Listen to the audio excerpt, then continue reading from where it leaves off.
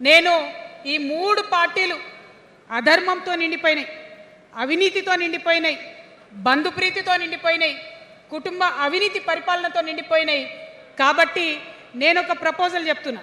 ఈ మూడు పార్టీల మీద ఆనాడు భగవంతుడు శ్రీకృష్ణుడు చెప్పినట్టు పాంచజన్యం, ఆయన శంఖం పేరు, యుద్ధంకి ముందు పాంచజన్యం ఎట్లయితే పూరిస్తారో మనం కూడా పాంచజన్యం పూరిద్దాం. ఒక 5 అంశాలను ప్రధానంగా తీసుకుందాం. ఆ 5 అంశాల కోసం ఇప్పుడు కొట్లాడదాం. రేపు ప్రభుత్వంలోకి వచ్చిన తర్వాత మన ప్రజలకు ఇద్దాం. ఏం అంశాలు అవి? మొట్టమొదటిది విద్య. ఇవాళ గవర్నమెంట్ స్కూల్స్ అంటే ఆనాడు కేసీఆర్ గారు స్కూల్ బంద్ చేసుకుంటూ వచ్చారు, అదే రేవంత్ రెడ్డి గారు కొనసాగిస్తున్నారు. ఎక్కడా కూడా ప్రభుత్వ పాఠశాలలలో వసతులు లేవు. వాష్రూమ్ ఉండదు, వాచ్మెన్ ఉండడు, అటెండర్ ఉండడు, పిల్లలే పోయి బెల్లు కొట్టుకోవాలి, పిల్లలే పోయి బాత్రూమ్లు కడుక్కోవాలి, మంచినీళ్ళు ఉండవు, భయంకరమైన పరిస్థితి ఉంది. నేనేమంటా అంటే గుడిని ఎంత పవిత్రంగా చూస్తామో బడిని కూడా అంతే పవిత్రంగా చూడాలి. గుడిని ఎంత పవిత్రంగా చూస్తామో బడిని అంత పవిత్రంగా చూడాలి. కాబట్టి నేను ఒక మాట అంటున్నా, ప్రతి ఊర్లో ఒక బడి ఉండాలి, ప్రతి తరగతికి ఒక టీచర్ ఉండాలి. ప్రతి ఊర్లో ఒక బడి ఉండాలి, ప్రతి తరగతిలో ఒక టీచర్ ఉండాలి. ఖచ్చితంగా అట్లా జరిగినట్టయితే ప్రభుత్వ పాఠశాలలు మంచిగా అవుతాయి. మరి నా పేద మధ్యతరగతి ఆడబిడ్డలు, మా అక్కలు అమ్మలు అనుకుంటున్నారు, అక్క మరి ఆల్రెడీ మా పిల్లలు ప్రైవేట్ స్కూళ్ళలో చదువుతున్నారు, వాళ్ళ సంగతి ఏందని. నేను మాట ఇస్తా ఉన్నా, ఇవాళ మన ప్రభుత్వం వస్తుంది, ఖచ్చితంగా వస్తుంది. ఎందుకంటే ప్రభుత్వంలో వచ్చేది మీ అమ్మ కాబట్టి అమ్మ జేబు చూడదు, కడుపు చూస్తుంది. అమ్మ జేబు చూడదు, కడుపు చూస్తుంది. కాబట్టి మీ పిల్లలు ప్రైవేట్ పాఠశాలలో చదువుతున్నా, ఎంతవరకు చదువుకున్నా కంప్లీట్గా మీ మీద ఒక్క రూపాయి కూడా భారం పడకుండా చదివించే బాధ్యత మేము తీసుకుంటాం. అది ప్రైవేట్ పాఠశాలలు కానీ, డాక్టర్ కానీ, ఇంజనీర్ కానీ, రాకెట్ సైంటిస్ట్ కానీ మన తెలంగాణ బిడ్డలు చదువుకుంటే ఒక్క రూపాయి కూడా పేద మధ్యతరగతి వాళ్ళ మీద భారం పడకుండా ఉచిత విద్యను అందించే బాధ్యత నేను నా తెలంగాణ బిడ్డల కోసం తీసుకుంటానని ఈ సందర్భంగా తెలియజేస్తున్నా. ఇవాళ పరిస్థితి ఏంటిది? యూనివర్సిటీలో ఉన్న పిల్లలు అంతకుముందు తెలంగాణ రాకముందు నేను చూసిన రక్తం అమ్ముకునేది డబ్బులు లేకపోతే. ఇవాళ ఏం చేస్తున్నారు? బావర్చి కాడ గిగ్ వర్కర్ లెక్క గోడ మీద కూర్చొని వెయిట్ చేస్తున్నారు. అవునా కాదా? ఎందుకంటే ఆ గిగ్ వర్కర్ చేస్తే అంతో ఇంత పైసలు వస్తాయి, పేరెంట్స్ మీద ఆధారపడకుండా ఉండొచ్చు అని. మరి యూనివర్సిటీలను పట్టించుకున్నామా? బీఆర్ఎస్లో ఉన్నప్పుడు 10 ఏళ్ళు ఒక్క రూపాయి కూడా ఇవ్వలేదు యూనివర్సిటీకి. ఆ యూనివర్సిటీ మిత్రులకు, పాఠశాలలో ఉన్నటువంటి వారందరికీ నేను ఒకటే ప్రపోజల్ చేస్తున్నా, మీరు ఎంత చదువుకుంటారో చదువుకోండి, ఒక్క రూపాయి కూడా మీ మీద భారం పడకుండా చదివించే బాధ్యత తెలంగాణ రాష్ట్ర సేన తీసుకుంటుంది. ప్రైవేట్ పాఠశాలలు కూడా బాగుంటాయి, ప్రభుత్వ పాఠశాలలు కూడా బాగుంటాయి, కానీ భారం తల్లిదండ్రుల మీద పడదు. అది మీ అమ్మ ప్రభుత్వంలో జరగబోతుందని, మీ తల్లి ప్రభుత్వంలో జరగబోతుందని మీకు మాటిస్తా ఉన్నా. సెకండ్, మనకేమవుతుంది? మన తెలంగాణలో పేద మధ్యతరగతి ప్రజలకు ఏమవుతుంది? ఎవరన్నా ఇంట్లో రోగం వస్తే, ఒక యాక్సిడెంట్ అయితే ఇల్లు గుల్లవుతుంది. అందుకే ఆలోచన చేసి వైద్యం గురించి ఒక నిర్ణయం తీసుకున్నా. మన రెండో అంశం పాంచజన్యంలో వైద్యం కోసం అనేక అగచాట్లు పడుతున్నారు, అనేక ఇబ్బందులు పడుతూ ఉన్నారు. నేను ఒకటే మాట ఇస్తా ఉన్నా, ఏ రోగమన్నా రాని, ఎంత పెద్ద హాస్పిటల్ అన్నా కానీ, మన తెలంగాణలో మన జబ్బు ఎక్కడ తగ్గుతుందో అక్కడ మీ జేబులకెళ్ళి ఒక్క రూపాయి ఖర్చు కాకుండా ఉచిత వైద్యం అందించే బాధ్యత మేము తీసుకుంటా ఉన్నాం. ఉచితంగా విద్య ఇచ్చి, ఉచితంగా వైద్యం ఇచ్చినాక నా తెలంగాణ బిడ్డల మీద నాకు నమ్మకం ఉంది. మనం కష్టపడే బిడ్డలం, మీరే పైసలు సంపాదించి ఇస్తారు, మీరే రాష్ట్రాన్ని ముందుకు తీసుకుపోతారు. అవునా కదా? ఉచిత విద్య, ఉచిత వైద్యం మన 2 అంశాలు పాంచజన్యంలో. మూడవది వ్యవసాయం. మా రైతన్నలు ఉన్నారు, మా రైతన్నలు ఎంతో కష్టపడి మరి పంటలు పండించి చెమటలు కక్కి మనందరికి అన్నం పెడతారు. మీ అందరినీ నేను కోరేది ఒకటే, ఇవాళ అందరూ అర్రాస్ పాట పాడినట్టు నీకు ఎకరానికి ఇంత ఇస్తా అని చెప్పి మాట్లాడుతున్నారు తప్పితే మనకున్న కష్టం ఎవరైనా తీరుస్తున్నారా? ఏం కష్టం ఉంటుంది రైతుకి? భూమి కష్టం ఉంటుంది, చెప్పుకోవాలి. భూమి మీద దాని ఇబ్బంది ఉంది. ఎంఆర్ఓ ఆఫీస్కి పోతే మనని ఎవడన్నా రాణిస్తాడా? మాట్లాడతాడా? నీ దోతి బాగలేదు, నీ అంగి బాగలేదు, నీ కాళ్ళకు మట్టి ఉండే, నీ చెప్పులకు మట్టి ఉండే రానియరు. అదే సూటు బూట్ వేసుకొని ఎవరన్నా వస్తే ఏం చేస్తారు? పిలిచి కూర్చోబెట్టి, చేంబర్లో కూర్చోబెట్టి, చాయ్ ఇచ్చి, కాఫీ ఇచ్చి అన్ని పనులు చేసి పంపుతారు. మన ప్రభుత్వం రాబోతా ఉంది. ఆ ప్రభుత్వంలో రైతే రాజు అనేటటువంటి నినాదాన్ని నిజం చేస్తాం.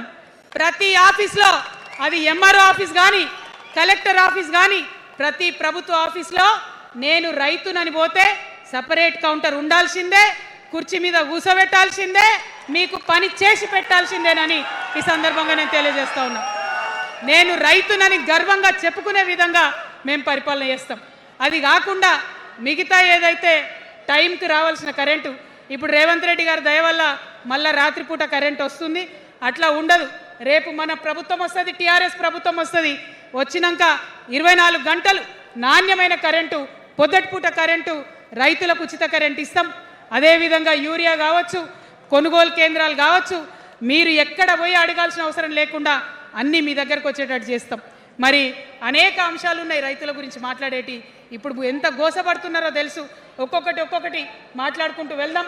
రైతుని రాజుని చేసేది నినాదంగా ఉండే దాన్ని నిజం చేస్తామని మాత్రం మీ చెల్లెగా, సోదరిగా నేను మీకు మాట ఇస్తూ ఉన్నాను.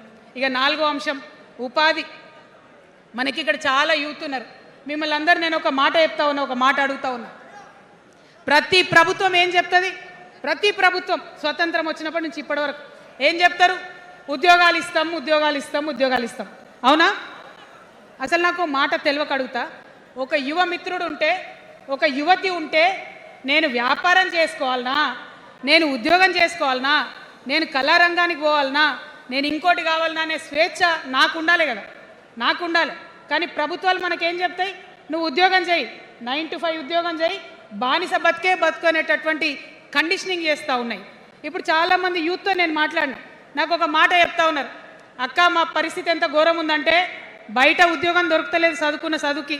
మా అమ్మ సెల్ఫ్ హెల్ప్ గ్రూప్లో ఉండి ఆమె 2 లక్షల రూపాయలు తీసుకొచ్చి ఇస్తే నేను బండి కొనుక్కోవాలి.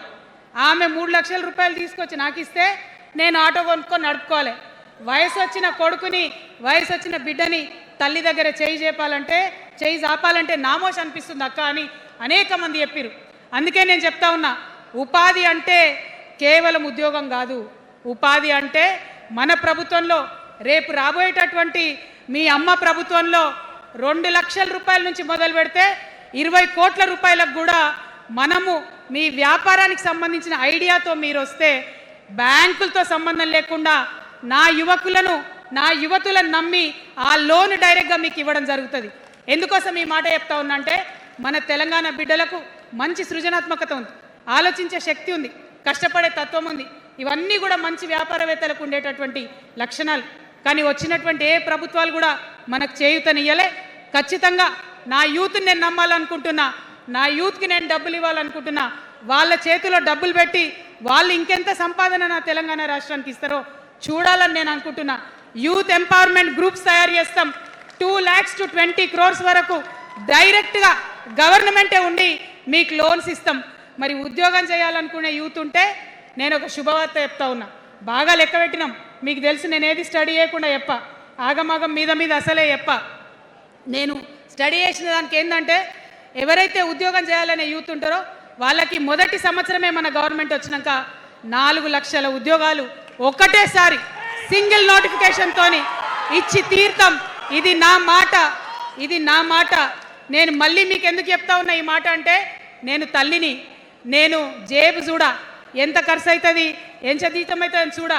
నా కొడుకు కడుపులో ఉన్న బాధను, వాడి ఆత్మగౌరవాన్ని, నా బిడ్డ బాధను, ఆమె చదువుకున్న చదువుకి రావాల్సిన ఉద్యోగాన్ని దాన్నే చూస్తా. కాబట్టి మొదటి సంవత్సరమే 4 లక్షల ఉద్యోగాలు ఇస్తాం. మరి మన ఉద్యమకారులు ఇంతమంది వాళ్ళ వయసుని, వాళ్ళ యవ్వనాన్ని, వాళ్ళు సంపాదించుకునేటటువంటి మొత్తం వయసుని కూడా ఉద్యమానికి దారపోసిరు. కాబట్టి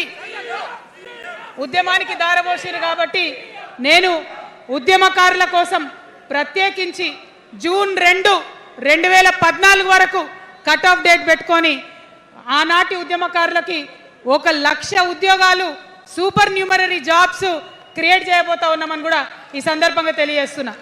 అంటే ఇవన్నీ తెలంగాణ ఉద్యమంలో, తెలంగాణ రాష్ట్ర సాధనలో మీరు చేసిన ప్రయత్నానికి, మీ రుణం తీర్చుకోవడానికి నేను చేస్తున్న ఈ ప్రయత్నం అని చెప్పి ఈ సందర్భంగా తెలియజేస్తా ఉన్నా.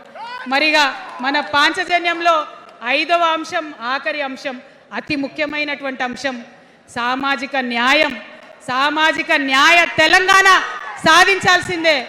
మన ఎస్సీ మిత్రులకు, ఎస్టీ మిత్రులకు, అగ్రవర్ణాల్లో ఉన్నటువంటి పేదవారికి, బీసీలకు అందరికీ న్యాయం జరగాలి. మా మైనారిటీ సోదరులు, మా ముస్లిమ్స్ కావచ్చు, క్రిస్టియన్స్ కావచ్చు, సిక్కులు కావచ్చు, అందరికీ కూడా న్యాయం జరగాలి.